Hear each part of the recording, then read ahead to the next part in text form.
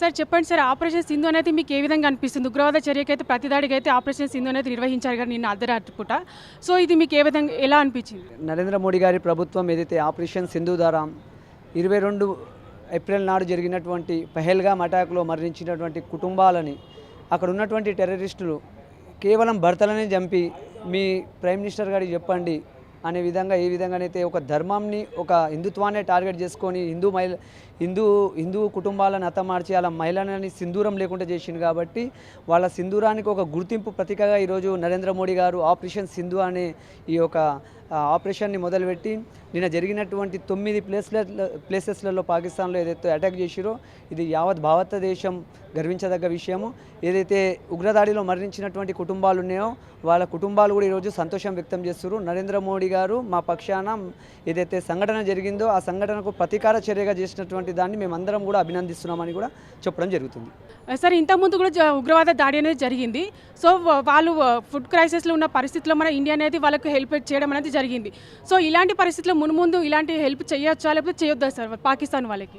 అంటే భారతదేశము పురాతనం నుంచి కూడా ఎప్పటి నుండి ఎవరైతే దయనీయ స్థితిలలో ఉన్నారో మనం ఆదుకోవడం అనేది పురాతనం నుంచి చూస్తున్నాము. కానీ ఇక్కడ భారతదేశం తిండి తిని భారతదేశం ఒక సహాయం పొందినటువంటి ఈ పాకిస్తానీలు ఇప్పుడున్న పరిస్థితులలో వీళ్ళకి ఎటువంటి హెల్ప్ చేసే అవసరం లేదు.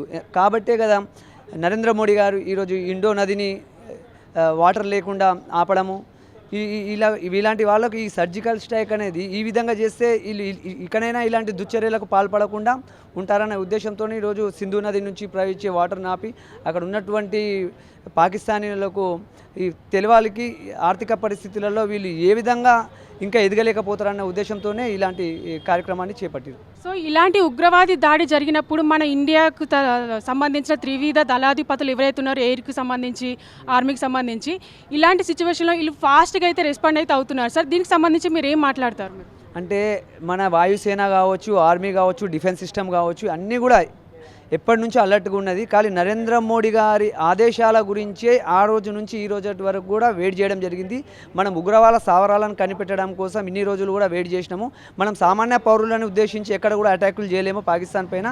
మనకు కేవలం ఉగ్ర దాడిని ఉగ్రవాదులను ప్రేరేపిస్తున్నటువంటి ప్రాంతాలని ఉగ్రవాదుల లీడర్స్ అయినటువంటి వాళ్ళనే టార్గెట్ చేసి ఈరోజు 9 ప్లేసులలో నరేంద్ర మోడీ గారు పకడ్బందీగా ఏవైతే స్థావరాలను కనిపెట్టారో అక్కడనే దాడులు చేయడం జరిగింది. అయితే మన భారతదేశంతో పోలిస్తే పాకిస్తాన్ అయితే అతి చిన్న దేశం సార్. ఇంతటి సాహసం అనేది ఎందుకు చేస్తున్నారు వాళ్ళు? పాకిస్తాన్ దేశస్తులు ఎలా ఉన్నారంటే కేవలం ఉగ్రవాదులపైనే డిపెండింగ్ అయ్యి పాకిస్తాన్ దేశం అనేది ఆధారపడి ఉన్నదన్నది తెలుస్తుంది. అక్కడ డిఫెన్స్ వ్యవస్థ కావచ్చు, ఎంతోమంది విశ్లేషకులు కూడా టీవీలలో బయటలో చెప్తారు పాకిస్తాన్ దగ్గర ఎటువంటి ఆయుధాలు లేవు, పాకిస్తాన్ యుద్ధం చేసే పరిస్థితి లేదు. ఒకవేళ యుద్ధం చేసే పరిస్థితిలో పాకిస్తాన్ ఉన్నప్పటికీ కూడా 2 రోజుల కన్నా ఎక్కువ యుద్ధం చేయలేదు. అక్కడ పెట్రోల్ కొరత ఉంది, అక్కడ సామాన్య పౌరులు జీవించలేని పరిస్థితిలో ఉన్నారు, అత్యధిక ధరలు ఉన్నాయి. అక్కడ ఉన్నటువంటి ప్రజలకు కావాల్సినటువంటి మౌలిక వసతులపైన ఇక్కడ ప్రభుత్వం ఎటువంటి చర్య తీసుకుంటలేదు. ఇంత పెద్ద అయినటువంటి భారతదేశం మీద చర్య తీసుకుంటారని అక్కడ ఉన్నటువంటి ప్రజలు కూడా ఊహిస్తలేరు. ఒకవేళ భారతదేశంతో కనుక యుద్ధం జరిగినట్టయితే పాకిస్తాన్ కేవలం 2 రోజులనే ఓటమి చూస్తుందని కూడా అక్కడ ఉన్నటువంటి పౌరులు చెప్తున్నారు. అక్కడ రక్షణ శాఖల ఇన్ని రోజులు ఉన్నటువంటి విశ్లేషకులు కూడా టీవీల ముందు వచ్చి చెప్తున్నారు. అంటే పాకిస్తాన్కి పొరుగు దేశాల సపోర్ట్ ఏమైనా ఉందంటారు సార్? చైనా కానీ మిగతా దేశాలు కానీ? అంటే పాకిస్తాను కేవలం చైనా దేశం మాకు మద్దతు ఇస్తుంది, చైనాతోనే మేము ఈరోజు భారతదేశం పైన ప్రతిదాడి తీసుకోవచ్చు అని అనుకుంటారు. కానీ కేవలం ఒక చైనాతో ఏం సాధ్యం కాదన్న విషయాన్ని కూడా ప్రపంచ దేశాలు కనిపెట్టాయి. ఈరోజు నరేంద్ర మోడీ గారు ఈరోజు ప్రపంచ స్థాయిలో అనేకమైనటువంటి దేశాలు భారతదేశానికి మద్దతు ఇస్తున్నాయి. ఇది తట్టుకోలేకుంది. చైనా కూడా రానున్న రోజులలో వెనకడుగేస్తుందని భావిస్తున్నాం మేము. అంటే చైనా ఆల్రెడీ డిక్లేర్ చేసింది కదా సార్, మేము పాకిస్తాన్కి సపోర్ట్గా ఉంటామని చెప్పేసి. ఒకవేళ యుద్ధ పరిస్థితి రాను రోజుల్లో ఏమైనా ఉంటుందంటారా? అంటే యుద్ధ పరిస్థితి రాను రోజులలో ఉంటుంది, చైనా మద్దతు ఇస్తుంది అంటే చైనా వాళ్ళనైతే నమ్మే పరిస్థితులలో ఉండరండి. కేవలం చైనా వాళ్ళు వాళ్ళ ఆర్థిక పరిస్థితుల కోసము వాళ్ళు అక్కడ ఆక్యుపై చేసుకొని వాళ్ళ షిప్పింగ్ యాడ్స్ కావచ్చు, అక్కడ వాళ్ళు వ్యాపారం కోసం ఆలోచించేటువంటి కమ్యూనిస్టు భావజాలాలు కలిగినటువంటి దేశం చైనా. కేవలం వాళ్ళు ఒక స్వార్థం కోసమే ఆలోచిస్తారు తప్పిస్తే ఏదో మేము వారికి మద్దతు ఇస్తామన్న ఉద్దేశంతో లేరు. అది కూడా రానున్న రోజులలో కూడా క్లియర్ అయిపోతుంది చైనా ఎవరి పక్షాన ఉంటుంది అన్నది. అయితే భారతదేశానికి సంబంధించి మన ప్రధాని మోడీ తీసుకున్న నిర్ణయాలు అనేది భారతదేశానికి ఒక ఆదర్శంగా ఉంటాయి సార్. అలాగే పాకిస్తాన్కి సంబంధించిన అధ్యక్షుడు షరీఫ్ ఎవరైతే ఉన్నారో సో ఆయన అయితే ఉగ్రవాదానికి సపోర్ట్ అయితే చేస్తున్నారు. దీనిపైన మీ స్పందన ఏంటి సార్? అదే కదా మేడం, వాళ్ళు ఉగ్రవాదులపైననే పాకిస్తాన్ వ్యవస్థ మొత్తం డిపెండింగ్ అయి ఉన్నది. అక్కడ డిఫెన్స్ వ్యవస్థను నమ్ముకోలేదు. అక్కడ ఉన్నటువంటి నేను రక్షణ శాఖ విశ్లేషకులు కూడా అదే చెప్తున్నారు. ఇక్కడ ఉన్నటువంటి డిఫెన్స్ వ్యవస్థ సరిగ్గా లేదు. కేవలం ఈ టెర్రరిజం మీదనే పాకిస్తాన్ దేశము బతుకుతుంది.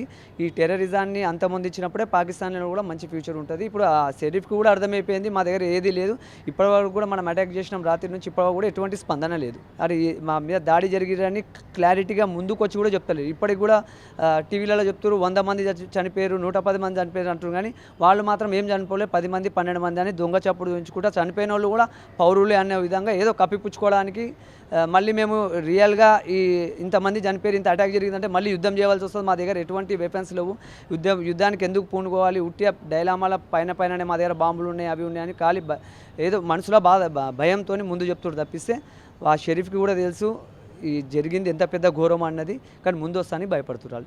అయితే ఫైనల్గా మీరు ఈ ఆపరేషన్ సింధు పైన ఎలా ఫీల్ అవుతున్నారు సార్? ఆపరేషన్ సింధు వల్ల మేమందరం కూడా గర్వంగా ఫీల్ అవుతున్నాము. రానున్న రోజులలో ఇంకా కఠినంగా వ్యవహరించి పాకిస్తాన్ అక్యుపైడ్ కాశ్మీర్ ఏదైతుందో అది కూడా తిరిగి భారత భూభాగంలోకి రావాలి. ఎక్కడ కానీ ఈ టెర్రరిస్ట్ యాక్టివిటీస్, టెర్రరిస్ట్ స్థావరాలు ఉన్నాయో అవన్నీ కూడా ధ్వంసం చేయాలని కూడా కోరుకుంటూ రానున్న రోజులలో ఇలాంటి సంఘటనలు జరగకుండా నరేంద్ర మోడీ గారు గట్టి నిర్ణయంతో ప్రజలకు ఒక భరోసావంతమైన నాయకుడిగా ఉంటారని కూడా మేము తెలియజేస్తున్నాం.